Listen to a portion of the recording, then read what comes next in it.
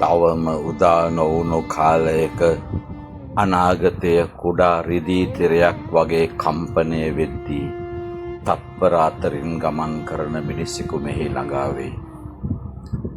ඔහුට කිව්වේ චාමර් කියලා.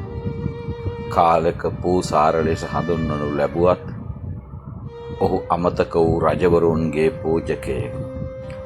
ලෝක උත්ථානයක් විනාශයක් දැකපු සාක්ෂියක්.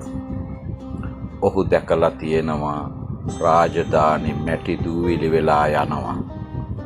දෙවියන්ගේ කෝපයෙන් අහස දැවෙනවා. ඒකට පස්සේ එන නිහඬතාවන්. ඒත් එක ජීවිතයක්, එක සුළු නිමේෂයක් නැති වෙන්න අකමැතිව තිබුණු පුරුකක්. අමාල් වර්තමානයේ පුංචි ළමයෙක්, නමුත් අනාගතයේ බලයක්.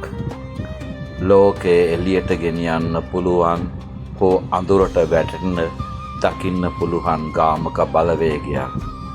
ඒ චාමර් කාලයේ බිඳලා ආවා.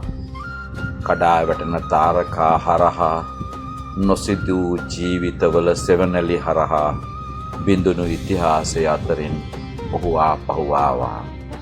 රජෙකු ලෙස නොවෙයි, දෙවියෙකු ලෙස නොවෙයි, රැකවලෙකු ලෙස. ඔහු දැකගන්න බැරිව ගමන් කරනවා අනුනාකි රජවරුන් රත්තරන් සොයා නිබුරුවල සිට මෙහි ආ කාලයට.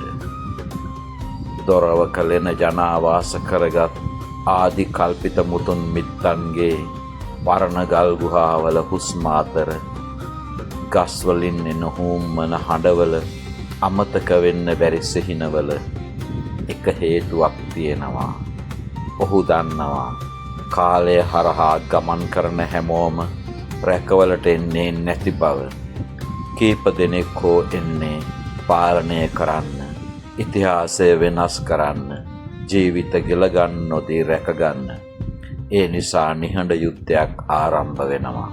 හමුදා අතර නොවෙයි, රටවල් අතර නොවෙයි, අනාගතය හා අතීතය අතර.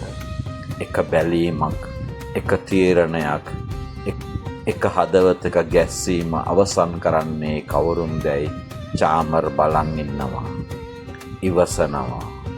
මොකද ඒ මොහොත එනකොට අමල් තම ඉරණම ඉදිරියට නැගී සිටිනකොට අතීතය, වර්තමාන, අනාගතය එකම තැනක ගැටෙනවා. ඒ වෙලාවේ ඉතිරි වෙන්නේ එකම සත්‍යයක්.